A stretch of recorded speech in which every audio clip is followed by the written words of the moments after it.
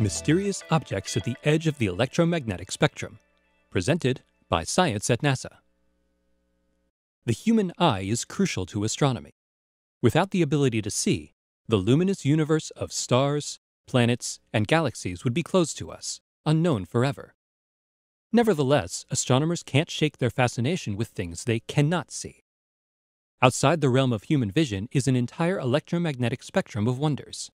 Each type of light, from radio waves to gamma rays, reveals something unique about the universe. Some wavelengths are best for studying black holes. Others reveal newborn stars and planets, while others illuminate the earliest years of cosmic history. NASA has many telescopes working the wavelengths up and down the electromagnetic spectrum. One of them, the Fermi Gamma Ray Telescope orbiting Earth, has just crossed a new electromagnetic frontier. Fermi is picking up crazy energetic photons, says Dave Thompson, an astrophysicist at NASA's Goddard Space Flight Center, and it's detecting so many of them, we've been able to produce the first all-sky map of the very high-energy universe. This is what the sky looks like near the very edge of the electromagnetic spectrum, between 10 billion and 100 billion electron volts. The light we see with human eyes consists of photons with energies in the range 2 to 3 electron volts.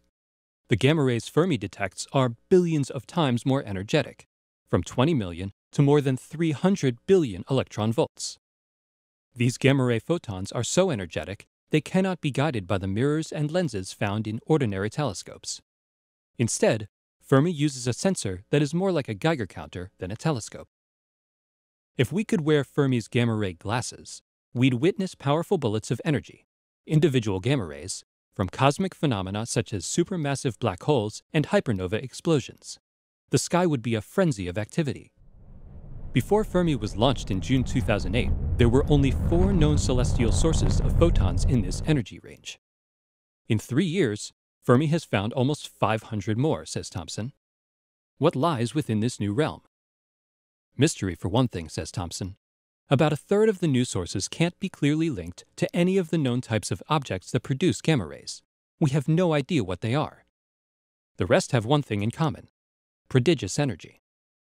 Among them are supermassive black holes called blazars, the seething remnants of supernova explosions, and rapidly rotating neutron stars called pulsars.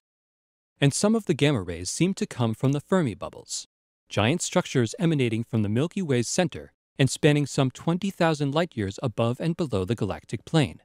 Exactly how these bubbles formed is another mystery. Now that the first sky map is complete, Fermi is working on another, more sensitive and detailed survey. In the next few years, Fermi should reveal something new about all these phenomena, what makes them tick, and why they generate such unearthly levels of energy, says David Panek, a leader in this work from the Max Planck Institute in Germany. For now, though, there are more unknowns than knowns about Fermi's world. Says Thompson, it's pretty exciting. For more science news from the edge, visit science.nasa.gov.